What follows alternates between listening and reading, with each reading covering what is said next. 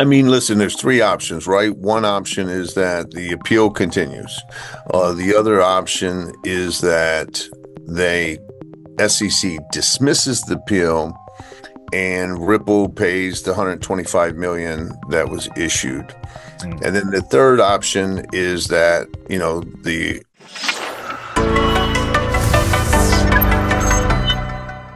This episode is brought to you by BitGo, which is a top-tier crypto custodian that has been in the industry since 2013. It's headed up by Mike Belshe, who's a Web 1.0 and 2.0 legend. BitGo provides incredible services in addition to custody. They allow you to manage your tokens, get all types of liquidity, and much more. And some of the companies that use BitGo include Bitstamp Exchange, SWE, the token project, Pantera Capital, that's Dan Moorhead, as well as 21 Shares, which issues Bitcoin and Ethereum ETFs. Some of the great services that BitGo provides includes wallet services, which is secure, trusted, scalable wallet solutions. Prime services, which allows you to get seamless access to liquidity and capital. It also allows you to list, manage, and grow your ecosystem. And they have what's called the Go Network, which is a secure real-time global settlement.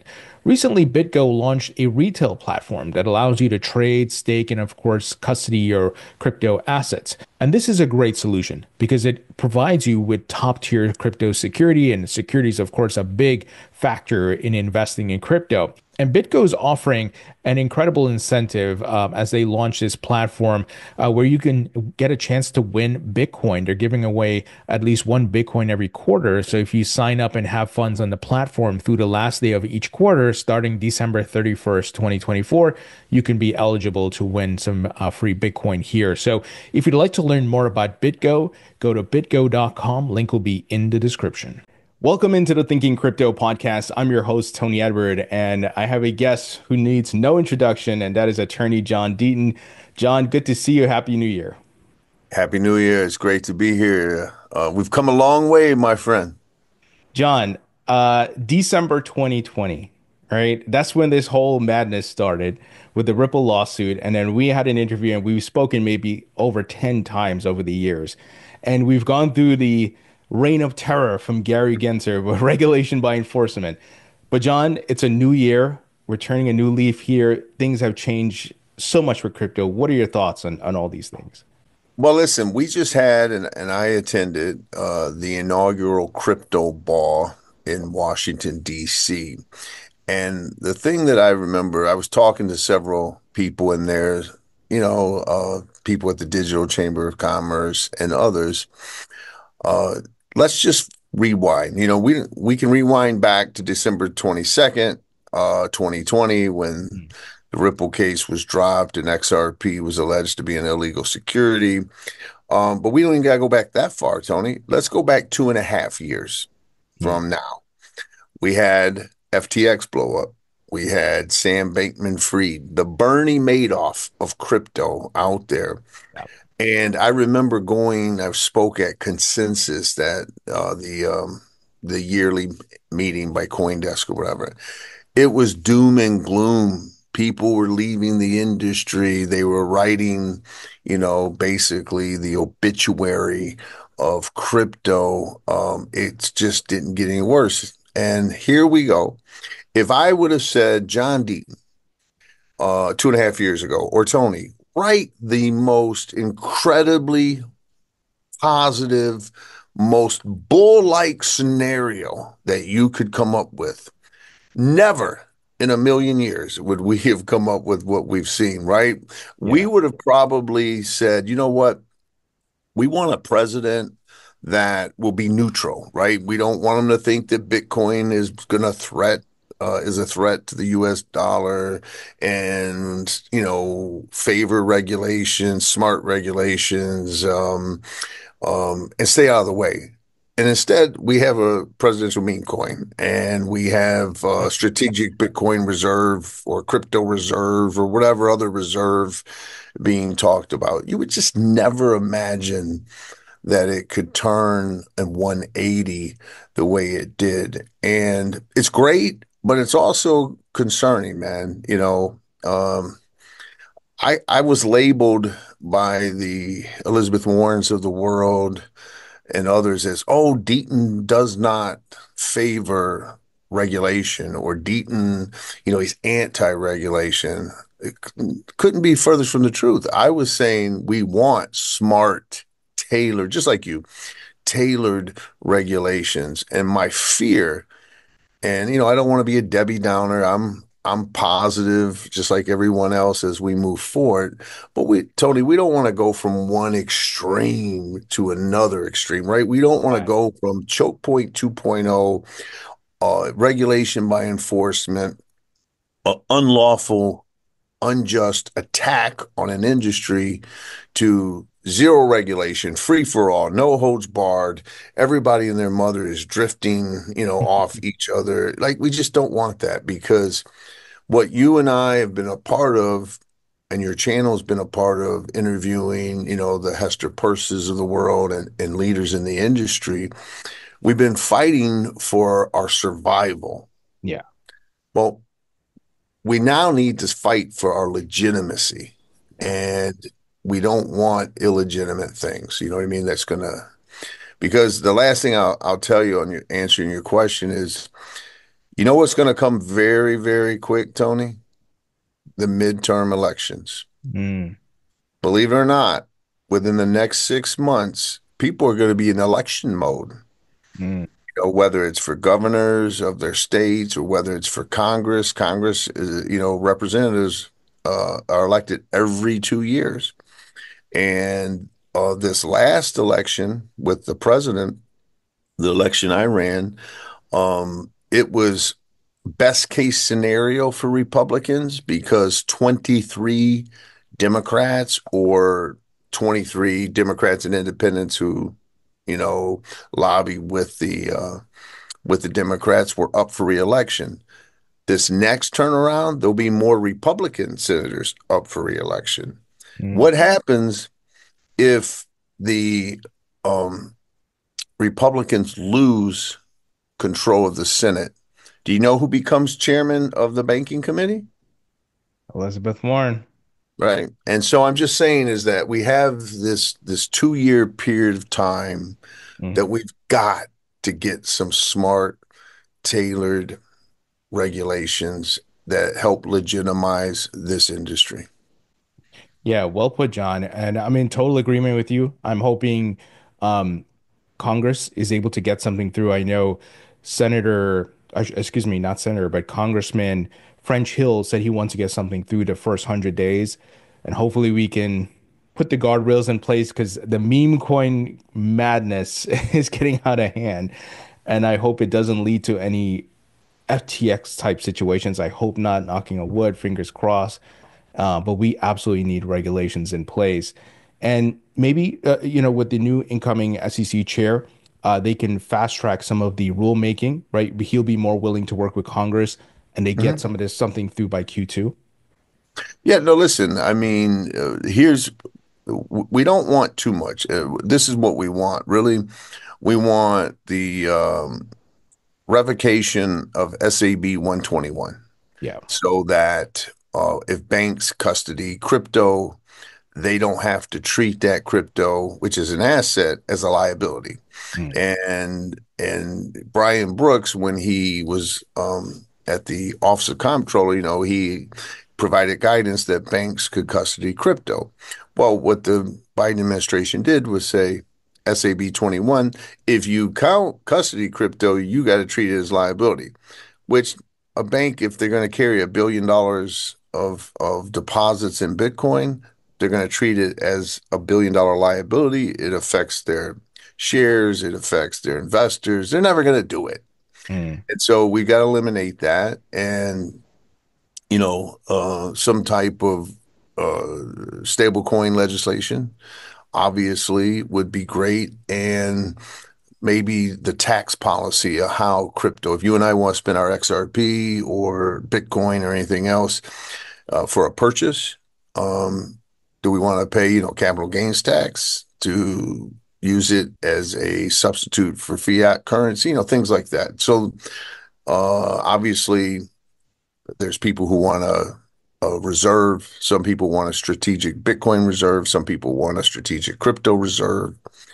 Um, I don't know about, I think what I would like to see is I think it's difficult to to um to take the taxpayers' dollars and say we're going to buy aggressively Bitcoin.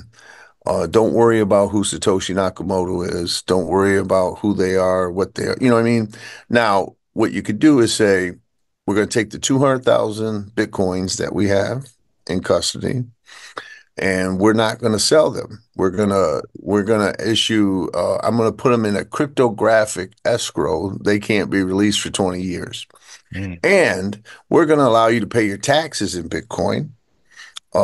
And we're going to take that tax money and we'll include it into a reserve, mm. right? But aggressively taking, taxpayer dollars and aggressively purchasing 1 million Bitcoin. I mean, I just don't know if that's the right way to go. But there's ways to go that would be amazingly positive for the industry. Yeah, great point. And I'm of the same mindset. I don't see the US government jumping all in to start buying Bitcoin. And I think it's maybe 2028, maybe the next cycle that, you kind of have to lay the narrative and get people more educated and familiar with what's happening before you go all in like that. But to your point, they just keep that 200,000 plus, and that's the start of it. Sure. Yeah. So I want to ask you about Paul Atkins coming in and what you think about or what may happen. Will the SEC drop certain non-fraud cases? May we see faster settlements, given that you have such a pro-crypto stance from Trump and Congress, and Trump has positioned different people in the White House and much more? Yeah, listen, great point. Here's the thing. I know that some leading people like Mark Cuban has been very critical of Coinbase and Kraken because of their listing and I think Coinbase intent to list the Trump coin or the Melania coin. And I don't know if you saw it, but I posted, I said, I understand those concerns. It's not like I disagree with Mark.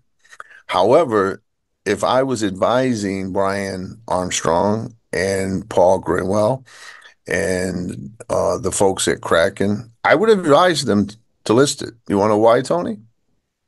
How can the SEC, in good faith, continue to prosecute Coinbase or Kraken for selling tokens when one of the tokens they're selling is the token of the President of the United States of America? Right. And so I'm just saying is how in good faith does Paul Atkins and Hester Peirce and Mark and them at the SEC, okay, we are the President of the United States, the First Lady of the United States, the First Family of the United States, they're all into crypto. We're selling their tokens, but we're still going to prosecute you. And so um, I think it's fair to think that those appeals are going to those cases are going to get dropped. Um, I just don't see how you don't in this environment. I just don't see how you don't. You Yeah. know, Yes. and so Paul Atkins, if I'm advising Paul Atkins, and I'm not, but if I was, I'm saying, listen, you come in, you there was a judgment in the Ripple case.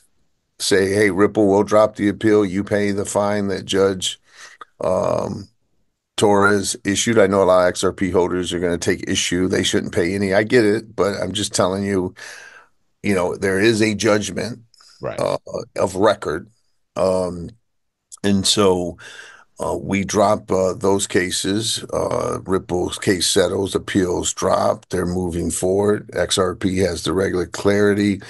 And focus on putting in guardrails to protect people from pump and dumps, Yeah. potential meme coin pump and dumps, and let's make sure that we don't go from this one extreme to the polar opposite extreme where consumers are not protected. Mm. Yeah, Yeah. absolutely. And my initial thought was I wasn't expecting the meme coin frenzy. I was more looking forward to, okay, regulation by enforcement, it's over. more innovators, people from overseas can come and build and bring capital back and launch their projects, and establish their businesses and much more. And I'm optimistic that that's going to happen, as we in the coming months. But the meme coin frenzy has kind of stolen the show. So I think we need to address that for sure. No, we have to. And I think meme coins are here. Listen, when the president and the first family launched meme coins, they're here. But at the same time, there's this debate. Well, that onboards so many people who would have never been into crypto or would never gotten into crypto as early. Now they're getting into crypto. Yeah, but you don't want to get into crypto and lose the 2,500 bucks that they have as a Right. life savings because they think, the Trump coin is going to continue to triple and double and quadruple. And so that's what I mean by we're fighting for our legitimacy, Um, and I was quick to come out and say on the Trump stuff, listen, I would love to say, people can make money, right? Like pay salaries and costs and expenses, but the profits left over, donate them to the wildfire victims, hurricane victims. Then you're able to say, look, we're using, this space and technology for good Mm. um, at the same time. So, we'll see. Everything on crypto Twitter is everybody expects something happens and you get people who say, the industry's burning to the ground now. And you get people like me who just say, I'm cautious, I'm concerned, I'm not gonna lie, but it's still early, Mm. You have people that say, oh, Trump grifted everybody. We didn't get a strategic Bitcoin reserve last night. I mean, it's just, you know, you got to be realistic. So we'll see. It'll be interesting. I think that as we've seen, there's this return of the tribalism. I think there's going to be a lot of Bitcoin maxis who just become demoralized. Before we got on here, I mean, we literally saw Rex Osprey, Mm. uh, Yeah. some file bonk, Trump, XRP, Doge, Bitcoin, spot ETFs filings, right? So Yeah. it's crazy, man. What a list. It's just I'm just saying that we went. I mean, just think about that. Like, let's use that as our example. We went from denying the SEC denying arbitrarily and capriciously, unlawfully denying a spot Bitcoin ETF. We're fighting for that. And now we have Bonk, Doge, Trump, Melania. Like we're now people are filing ETFs for that. So that shows you the one extreme to the other. Yeah, for sure. I'm hoping that this frenzy cools down a bit and is just a phase, and it doesn't continue the entire bull market. Um, with regards to the SEC and Ripple, what are your thoughts? I know you mentioned that, Paul Atkins may come in and, push through the settlement and so forth. Is that pretty much or is there any other alternatives, or it's as simple as that? I mean, listen, there's three options, right? One option is that the appeal continues. Mm, The other option is that they SEC dismisses the appeal and Ripple pays the 125 million that was issued. mm, And then the third option is that, the appeal is dropped and the SEC says, don't worry about the 125 million. mm, Now, I don't ever see Paul Atkins or the SEC saying, no, we're going to deny a judge's ruling, and all of that kind of stuff. So that's why I think the middle one is the option.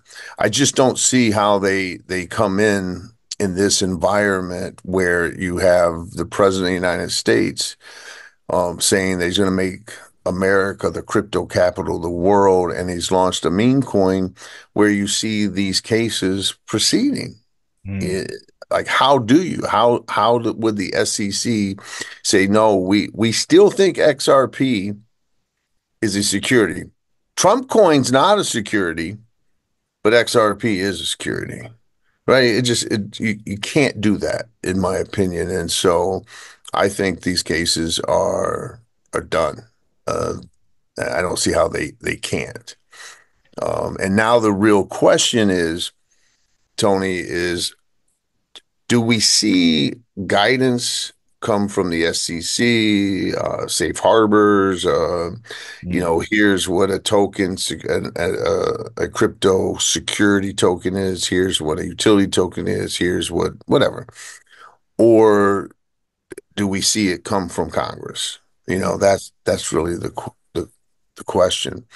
And there's a lot of people who I think are open to legislation, but now are going to be turned off about the wild, wild west that this has truly potentially been turned into.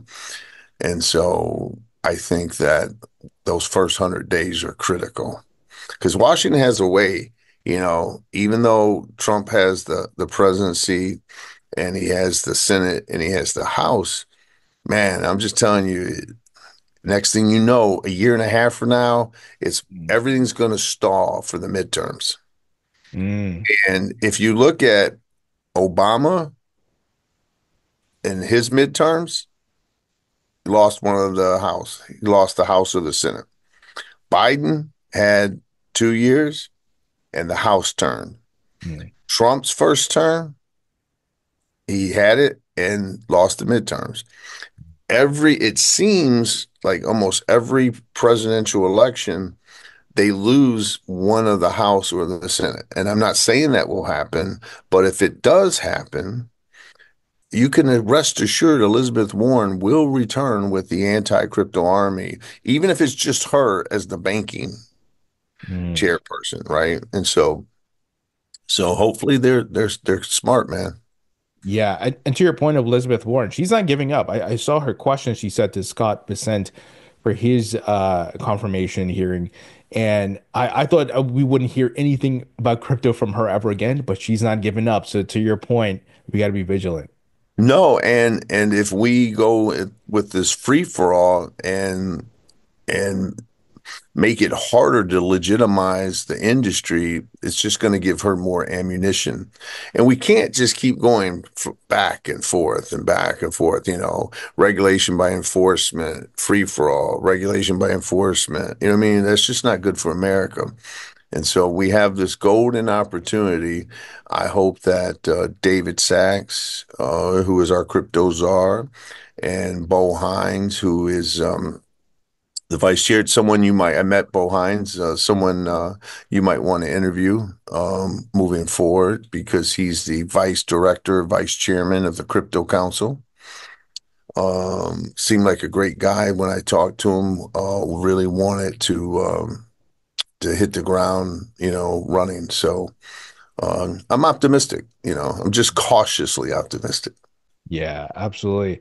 But John, just looking back though, over the past 4 years and the stance Elizabeth Warren took, aligning herself with Gary Gensler and Sherrod Brown, was this like one of the biggest political blunders ever? I mean, I it turned out so bad for the Democrats and a large look, there's other problems, obviously, the border and all these things, right? Yeah, But well, you just said it. So, I called her when I was running against her. Because everybody would focus on me being involved in crypto, and I would call her the crypto candidate. Because, well, and I did it, Tony, because I said, why would the senior senator from Massachusetts, we have illegal immigration. In Massachusetts, it's bankrupting us because we have a right to shelter law, which means if you show up in Massachusetts and you're homeless, you get put in a hotel at the taxpayer expense. We spend $1.5 billion. It's the second most expensive state to live in. We have people leaving, opioid addiction problem. We got all these real world foreign wars, all these real world issues. And our senior senator woke up and said, you know what? I'm going to run for reelection for a third term, and I'm going to build an anti-crypto army. I'm going to focus on crypto.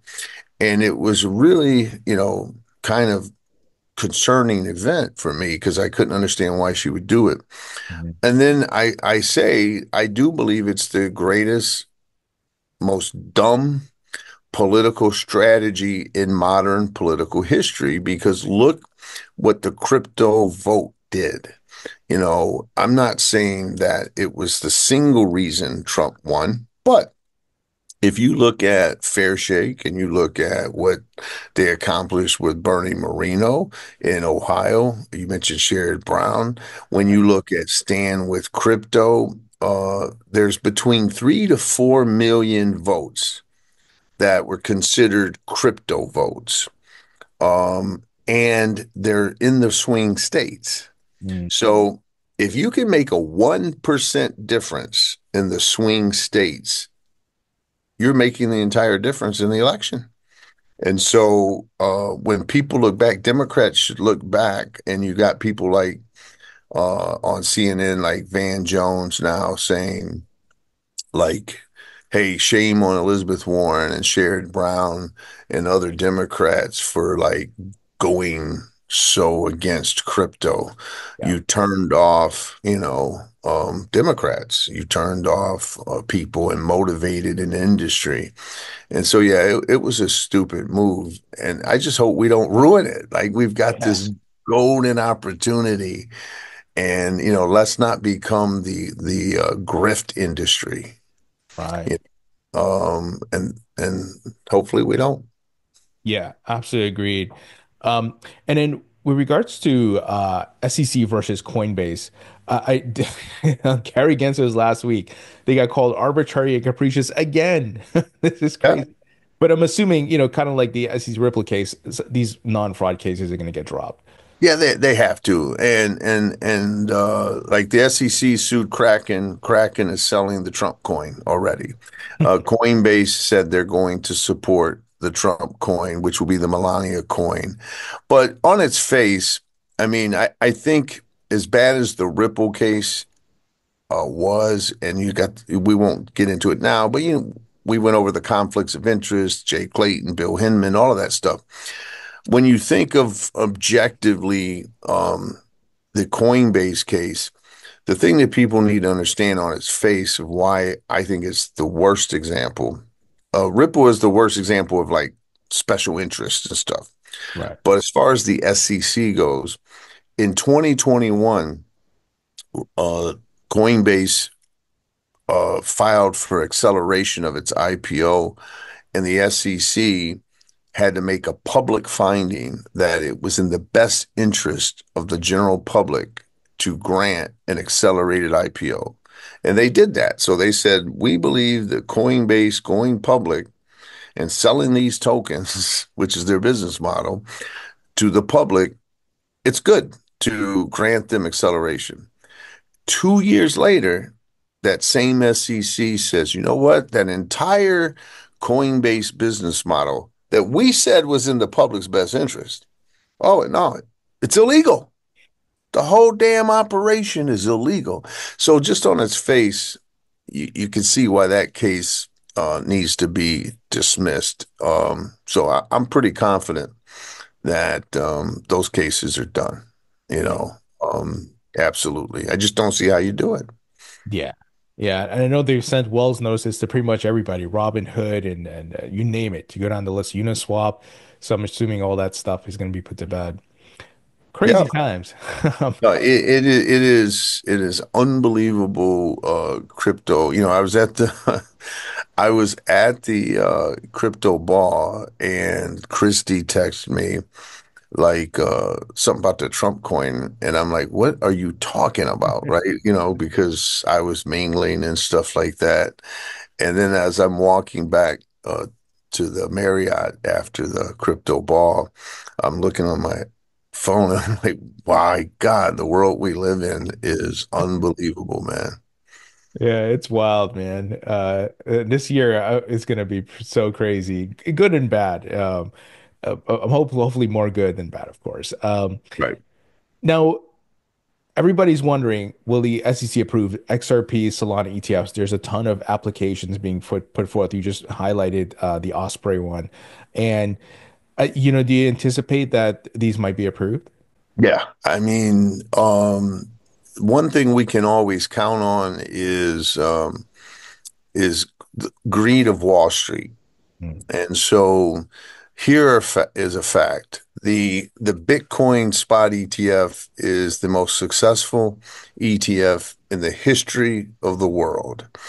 It in 1 year received more funds than gold did for a decade, or mm, it might be 20 years. And so when Wall Street says, wow, look at all that money made off Bitcoin, oh, we can redo that, right? We can do it for ETH. We could do it for XRP. We can do it for Solana. We can do it for whatever crypto token. Then, yes, I mean, XRP is the third largest crypto asset.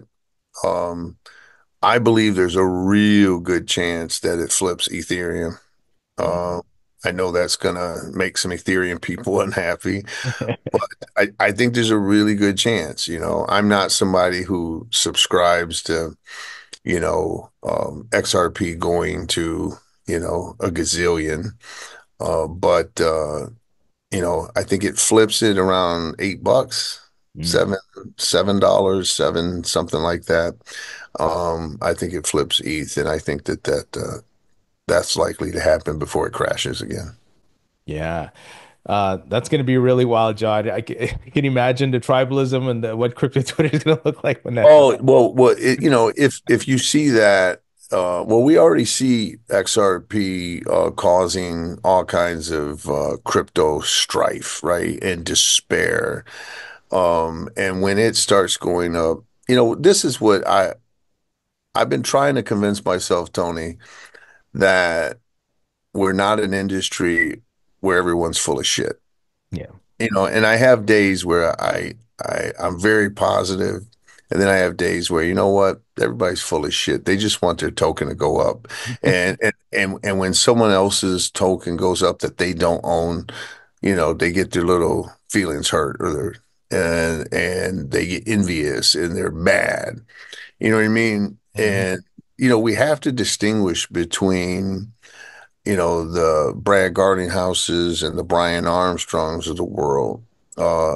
If you got a regular guy or gal out there just struggling with the inflation that we have in this country, with the money printing and all of that, if they can get ahead, man, and they own, ABC coin that I've never heard of, Mhm.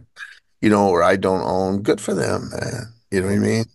As long as they're not committing fraud exactly. uh, and taking advantage of people, then good for them. And hopefully, uh, we know we're in a bull market, and we've turned the corner from the unfair, unlawful attack on crypto. When everybody goes back to like, my coin's great, your coin sucks. Yeah. I want my coin to go up and yours to go to zero. Ha ha ha. Right? Right. We got to be better than that, man.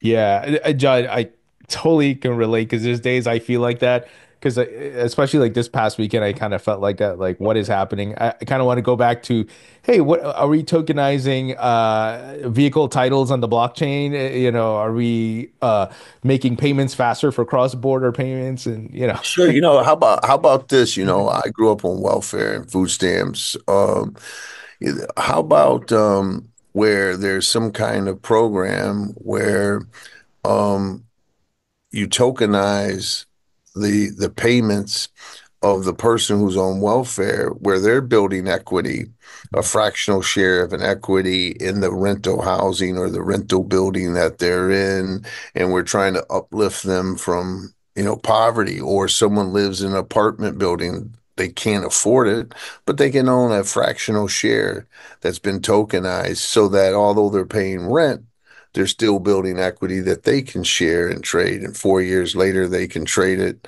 the ownership into that. I mean, there's ways that we can think about this industry that can really uplift and help people. And I hope we get back to that.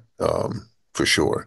And so, maybe we'll go through this period of time where it's, a little crazy. But hopefully, we come to our senses. Well said. John, myself and many others want to know, are you going to be running for office again? Because you had Elizabeth Warren scared, looking over her shoulder. Well, Massachusetts is a crazy place. I got my butt kicked right by 20 points. Everyone's like, "Oh, you did great." No Republican in Massachusetts has hit 40% or gotten over 1 million votes. And so it was interesting. If I run again, I just want to make sure that I have a legitimate shot at winning, right? I knew that my chances to unseat her, it was going to require like the stars lining up. It was going to require like 30, $40 million being able to raise, and in a presidential election and all that. It wasn't in the cards. And so that's okay because I knew that going in, but I'm a competitive guy, Yeah. right? I want to win.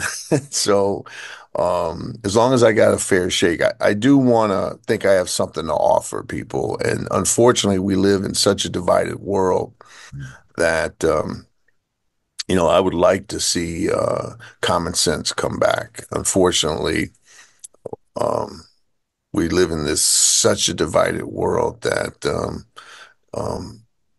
you're told to belong to this one tribe Mm. and that the people in the other tribe don't love America the way you love America because they think a little bit differently than you. And I think that's sad. You know what I mean? I think Yeah. that we got to get back to where the word compromise isn't this negative, bad word. You know what I mean?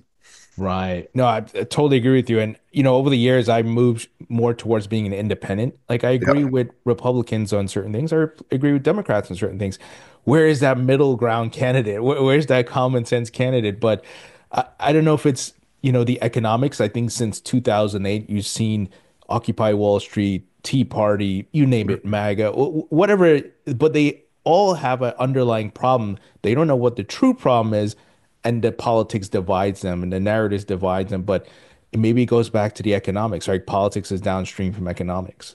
Yeah, but listen, we got some real fucking problems, man. And that's the only way to really say it. The wealth gap in this country, it's dangerous.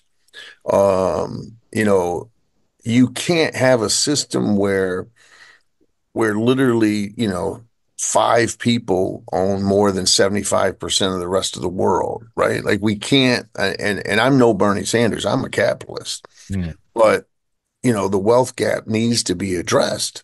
And people like Elizabeth Warren and Bernie Sanders who talk about the wealth gap, their policies don't help Yes. Well, people with the wealth gap. And so we just need people who do like me. I come from poverty. We have to address it. Right. And so, but we don't address it by demonizing success and right. punishing success and engaging in class warfare. We address it by, trying to figure out what's the policy. But whether it's that issue or whether it's, the 36 trillion in debt, whether it's the fact that people can't afford a house. I used to tell people that when people say, "Well, what's crypto mean to you, John?" I go, Bitcoin and crypto, it almost represents the American dream. Mm. The American dream when I was young was buying a house. Yeah. Tony, people can't afford a house. Here in Massachusetts, the average is 650 grand, right? If you're in the greater Boston area, it's $1 million. I mean, you just can't afford it. So if you can't afford a home, then, well, you know what? Let me try this crypto thing. Let me try to own Bitcoin. Let me try to, and so it's because people are hurting. And so Mm. I just hope that we get people in office who actually want to help regular people. But John, and going back to the Bernie Sanders thing, because I was literally thinking about it the other day. I heard him. I forgot which podcast he was on, but he was. I listen to everybody. I listen to conservatives and progressives and so forth. And he was talking about the problem. But to your point, the real solution, no one brings it up, and that is the money printing, because what the rich know is you put your money in assets to outpace the basement and the inflation. That's why their wealth goes up And there's nothing wrong with that if they hold stocks to their company that's doing well or they own real estate or whatever it may be. But we're not taught in school how the money system works and that we should be putting our money in assets, but rather under your mattress or in a bank account, which you don't get anything for. And that's part of the gap. People don't have that financial education. And I don't know if that's by design. And I don't know if they want to hide the fact about what's happening with the money. Because if people knew what was happening with the money, they wouldn't be focused on Republicans and Democrats. They'd be focused on the central bank.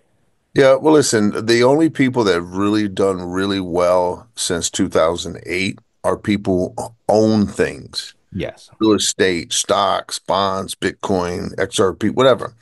Um, the people who don't own things, poor people, Yeah. working class people. That's the wealth gap. And the problem with the Bernie Sanders and the Elizabeth Warrens, Tony, is that they conflate income inequality with taxes and Mm. tax policy. If Elon Musk were to pay $10 billion more a year in taxes, that does not make go into the pockets of poor people, No. right? It doesn't go into the working class. It just gives the government more money to waste. It Waste. gives the government more money to send to Ukraine and to send to Taiwan and to send to Vietnam or send to this place or that place. And so they conflate, let's go after the rich and make them pay more money, as the solution to income inequality. And the two things have nothing to do with each other. And that's what we need people to understand. Yeah, absolutely. Well, hopefully, blockchain, Bitcoin, crypto can solve some of these things. Like you were mentioning about the housing, if people had access to these tokenized shares and some sort of equity, right, where these opportunities could be created with blockchain, where it could be verifiable. No one's going to run away with the shares or anything like that. You can trust it. Maybe that's the way the Yeah. future can be better. Well, the first thing we could do also is we could put all government spending on the blockchain. You know?